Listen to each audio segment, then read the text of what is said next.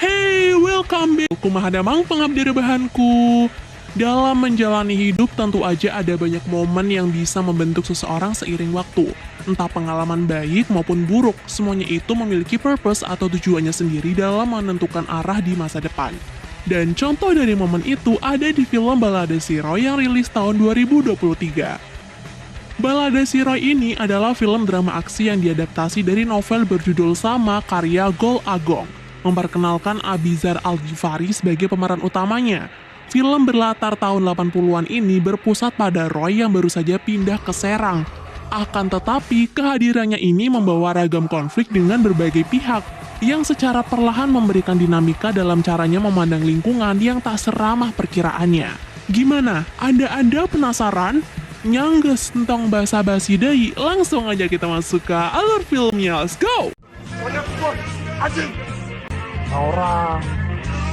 Pada tahun 1987 di Serang, siswa pindahan dari Bandung bernama Roy menarik perhatian seisi sekolah karena datang di hari pertamanya bersama seekor anjing bernama Joe. Salah satu yang tertarik adalah siswi kelas 3 bernama Ani, dan ketertarikan Ani kepada Roy membuat Dula yang selama ini menyukai Ani sangat geram dan benci dengan keberadaan Roy di sekolahnya.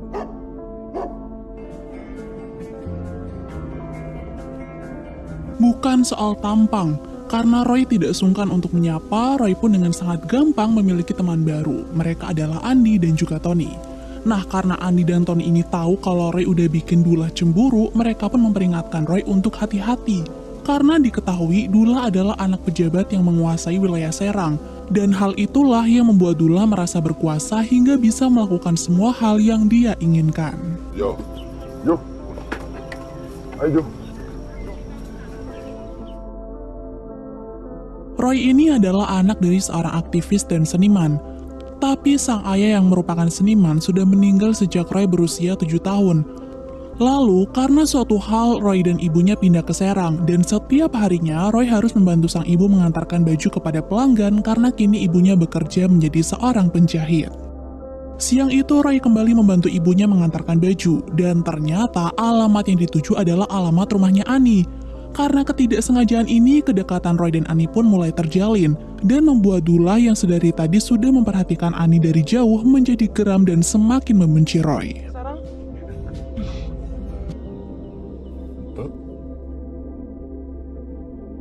Kedekatan antara Roy dan Ani kembali berlanjut saat Ani memberanikan diri untuk mengajak Roy ke Pantai Anyar. Di sana, Ani mengetahui bahwa Joe adalah harta paling berharga milik Roy, karena Joe merupakan pemberian mendiang sang ayah.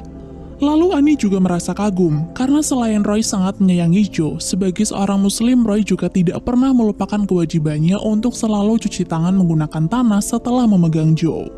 Karena Ani tidak paham apa yang dimaksud oleh Roy, Ani pun meminta Roy untuk mengajarinya. Tapi tidak lama kemudian Dula datang dan memaksa Ani untuk menjauhi Roy. Apa sih? Dula! Lepasin ya! Saat Roy berusaha menyelamatkan Ani dari Dula, teman-teman Dula datang membantu Dula untuk mengeroyok Roy. 1 lawan 3 tentu saja Roy kewalahan, sampai-sampai Joe turun tangan untuk membantunya. Tapi karena Dula sudah cemburu buta, ternyata dia mampu mengalahkan Joe dan membunuh anjing itu dengan sangat brutal.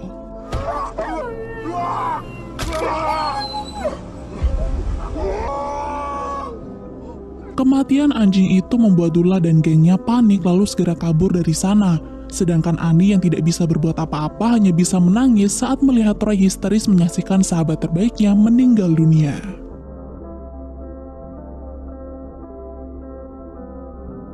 Usai tewasnya Joe, kehidupan Roy mulai berubah, dan mulai saat itu Roy punya ambisi untuk membalaskan dendam kepada Dula. Pada keesokan harinya, sama seperti Dula yang punya geng bernama Borsalino, Roy juga membentuk gengnya sendiri. Geng itu diberi nama Rat sesuai nama mereka.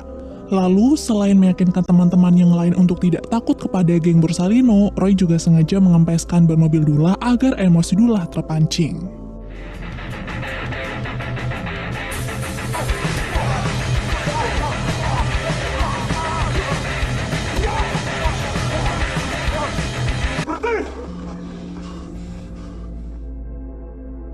Tapi tidak cukup berkelahi, Cok. Roy mengajak teman-temannya untuk mabuk-mabukan dan baru pulang saat malam sudah larut. Melihat anaknya sudah berulah nakal, ibu pun sangat kecewa. Tapi karena semua ini berawal ketika mereka pindah dan kepindahan ini juga karena dirinya, ibu hanya bisa terdiam melihat Roy jalan sempoyongan. Esok harinya, ibu meminta bantuan Uwa untuk merubah cat dinding kamar Roy sama persis seperti yang di Bandung. Niatnya agar Roy merasa betah di rumah barunya, karena memang dari awal Roy menolak untuk pindah ke Serang karena tidak ingin meninggalkan semua kenangan bersama sang ayah di Bandung. Sementara itu di sekolah, gara-gara perkelahian kemarin, geng Rat dihukum oleh kepala sekolah karena sudah membuat kerusuhan. Lalu, merasa pilih kasih karena geng Borsalino tidak dihukum juga, Roy pun mencoba menyinggung kepala sekolah itu dengan berkata bahwa semua orang itu setara dan tidak ada yang pantas untuk direndahkan. Tapi karena tidak berani menentang kekuasaan Dula sebagai anak pejabat, Pak Kepsek pun malah menampar Roy dan menambah hukumannya.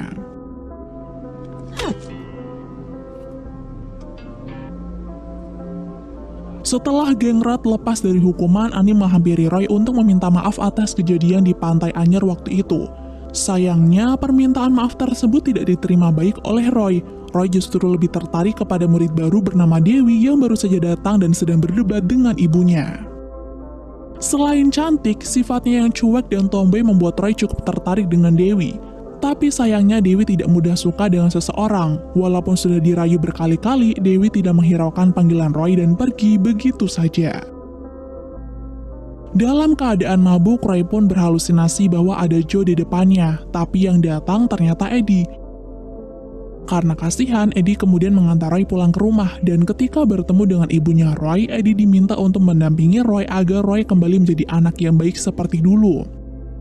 Malam itu, ternyata ibu membiarkan Roy tidur di luar dan pada keesokan harinya, ibu langsung mengungkapkan rasa kecewanya.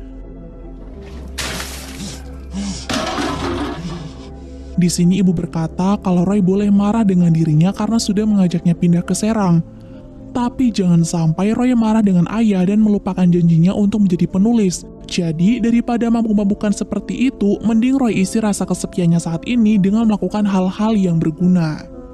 Mendengar ucapan sang ibu, Roy mulai sadar bahwa apa yang dilakukannya saat ini benar-benar sia-sia dan akan membuat dirinya serta sang ibu semakin tidak dihargai oleh orang-orang. Maka dari itu, agar semuanya berubah jadi lebih baik, Roy kembali membuka kardus berisi alat-alat tulis milik sang ayah. Kemudian mulai mencurahkan semua isi di dalam kepalanya tentang oligarki, bentuk kekuasaan di mana kekuasaan itu hanya dipegang oleh segelintir orang yang bisa melakukan apa saja sesuai keinginan mereka. Karena contoh oligarki ada di depan matanya sendiri, yaitu orang tua Dullah yang merupakan pejabat kota Serang, Roy pun berniat menjatuhkan orang tua Dullah. Roy dan gengnya kemudian pergi mencari info dari beberapa narasumber, salah satunya dari orang-orang kalangan bawah untuk meminta tanggapan dari mereka tentang pemerintahan kota Serang. Dari aktivitasnya ini, Roy bertemu dengan Pak Ajat, seorang tukang becak mantan anggota militer. Karena kebetulan Roy sedang membahas tentang pemerintahan kota Serang, Pak Ajat pun bercerita kalau dia juga punya cerita tidak mengenakan dengan pemerintah kota Serang. Di mana di masa pensiunnya ini, Pak Ajat dikusur dan tidak diberi uang ganti rugi hingga dirinya terpaksa bekerja menjadi tukang becak, alias jasanya sebagai seorang pahlawan tidak dihargai sama sekali. Merasa informasi yang dicarinya sudah cukup, Roy pulang dan langsung menulis. Lalu setelah semuanya selesai, Roy mengirimkan tulisannya ke media surat kabar dan berharap tulisan itu akan dimuat dan dibaca oleh banyak orang. Di hari berikutnya, ketika Roy sedang mengumpulkan informasi lain, Roy kembali bertemu Dewi. Tapi bedanya kali ini Dewi tidak secuek waktu itu dan mau diajak ngobrol oleh Roy. Awalnya Dewi enggan untuk menceritakan awal mula kenapa dia bisa pindah ke Bandung. Tapi karena dipancing-pancing terus sama Roy, Dewi pun bercerita bahwa semua itu berawal dari orang tuanya yang memutuskan untuk berpisah. Nah, pas lagi seru-serunya cerita, secara tidak sengaja Ani muncul. Dan karena Roy masih kesal dengan Ani, dia sengaja memegang tangan Dewi dan membuat Ani sangat cemburu. Beberapa waktu kemudian, tulisan Roy akhirnya dimuat di surat kabar, dan dampak yang ditimbulkan cukup parah. Dimulai dari teman-teman sekolah yang sudah berani melawan geng Borsalino hingga membuat kerusuhan di sekolah, sampai membuat bapaknya Dullah tersinggung dan menyuruh kepala sekolah untuk mengurus masalah tersebut. Beberapa orang yang tertindas dengan kekejaman geng Borsalino dan ayahnya tentu saja senang saat membaca tulisan Roy, tapi tidak dengan Eddie. Karena dia terlalu takut dan tidak suka menimbulkan masalah, Eddie malah menegur Roy atas tulisannya itu. Lalu, agar masalah tersebut tidak berkepanjangan, Eddie menyuruh Roy dan Dula untuk menyelesaikan masalah mereka secara adat dan disaksikan oleh para jawara. Pakai adat jawara, biar semua bisa saling terima. Di malam harinya, pertarungan adat pun dimulai, dan di sini siapapun yang kalah harus menerimanya dengan lapang dada.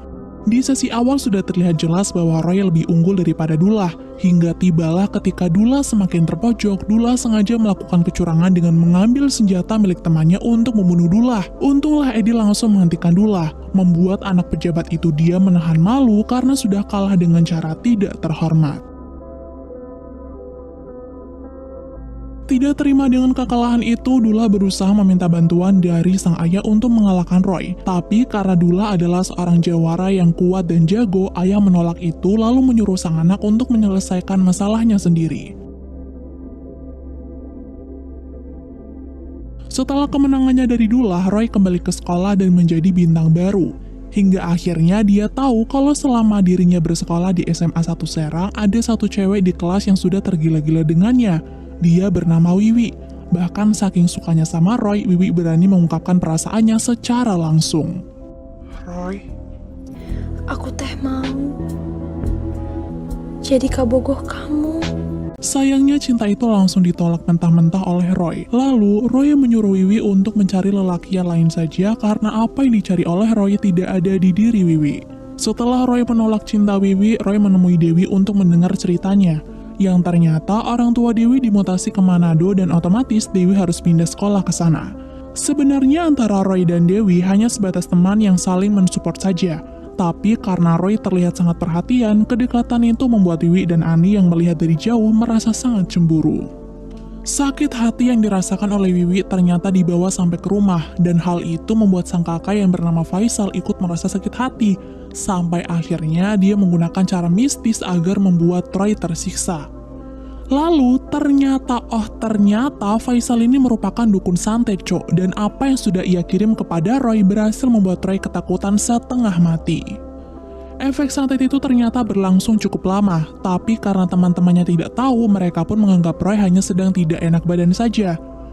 Lalu tiba di UKS saat Roy sedang berusaha untuk beristirahat, sosok mengerikan itu datang lagi mengganggunya. Tapi tidak lama kemudian, Wiwi tiba-tiba datang untuk menenangkan Roy. Bukan secara kebetulan, tapi Wiwi memang sengaja datang ke UKS untuk membuktikan hasil kerja kakaknya. Dan ternyata memang benar, gara-gara santet itu tiba-tiba Roy tertarik kepadanya.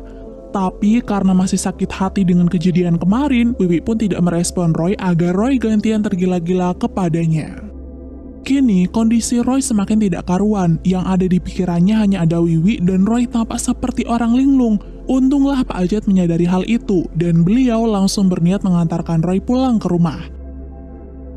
Saat malam tiba, Pak Ajat datang lagi ke rumah Roy untuk memastikan keadaan Roy. Dan karena keadaan Roy semakin buruk, Pak Ajat mengajak Roy ke rumah paranormal untuk diobati. Dan beruntungnya Roy dapat disembuhkan.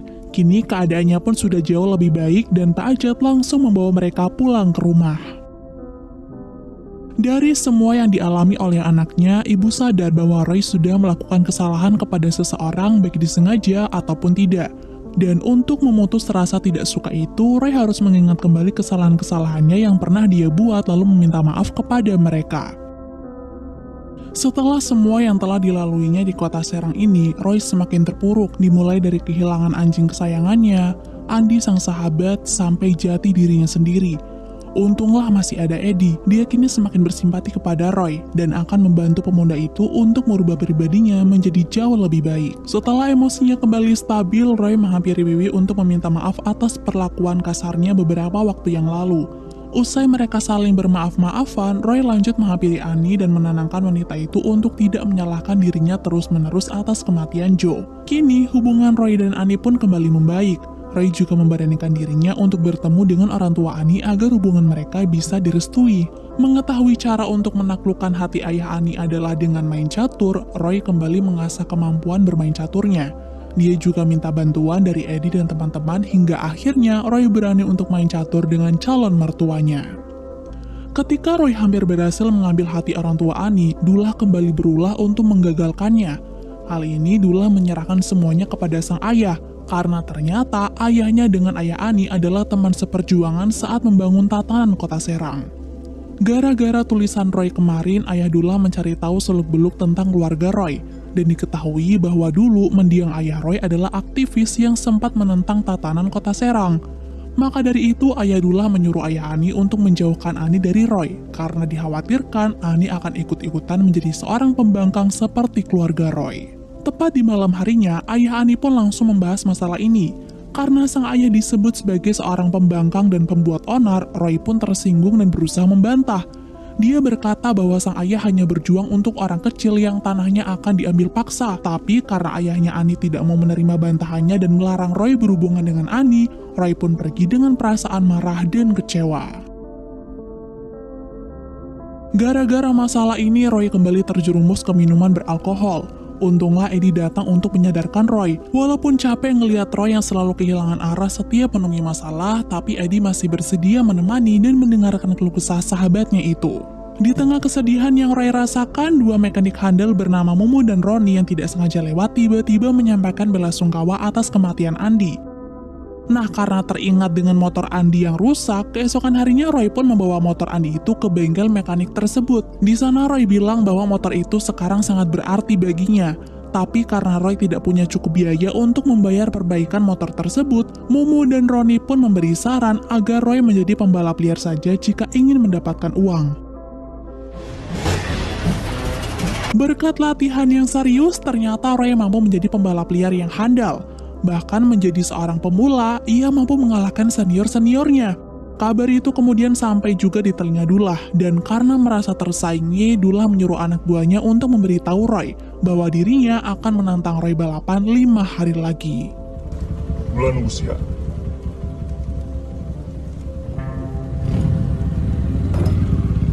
Sebelum hari itu tiba, demi membantu teman baru mereka, Mumu dan Roni semakin bersemangat memperbaiki motor milik Andi. Mereka juga menemani Roy untuk mempelajari jalur balapan yang akan dipakai. Lalu di malam harinya ketika Roy sedang latihan, Eddie tiba-tiba datang untuk menyadarkannya bahwa menjadi seorang pembalap liar adalah hal yang salah. Cuman karena dendamnya kepada Dullah sangatlah besar, Roy tidak mau mendengarkan nasihat Eddie dan kembali melakukan latihan. Singkat cerita, hari yang ditunggu-tunggu pun tiba. Ketika balapan dimulai, Eddie ternyata datang menemui Ani untuk mengajaknya ke lokasi balapan. Balapan itu berlangsung sangat sengit, karena beberapa kali anak buah Dullah berusaha untuk berbuat curang.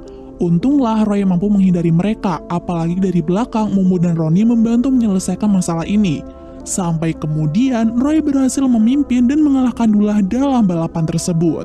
Kemenangan Roy langsung disambut oleh para penonton, lalu Dullah yang tidak terima berusaha untuk menabrak Roy dari belakang. Tapi karena tiba-tiba Ani muncul, Dullah pun refleks banting setir dan membuat dirinya terjatuh ke lumpur. Di sini amarah Roy pun semakin membara saat sadar Dullah hampir menabrak dirinya. Mereka berdua terlibat perkelahian sampai-sampai anak buah Dullah hampir menembak Roy. Tapi anehnya Dullah langsung menghentikan anak buahnya itu. Dia berkata dirinya telah merasa cukup bersaing dengan Roy dan memilih untuk mengakui kekalahannya.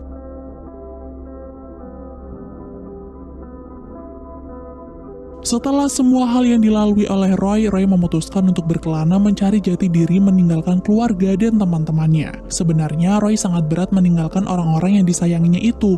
Tapi demi mendapatkan pengalaman yang jauh lebih banyak dan menemukan jati diri yang selama ini belum ditemukannya, Roy akan tetap pergi berkelana namun tidak akan lupa pulang untuk kembali ke rumah yang sesungguhnya. Dan film pun berakhir.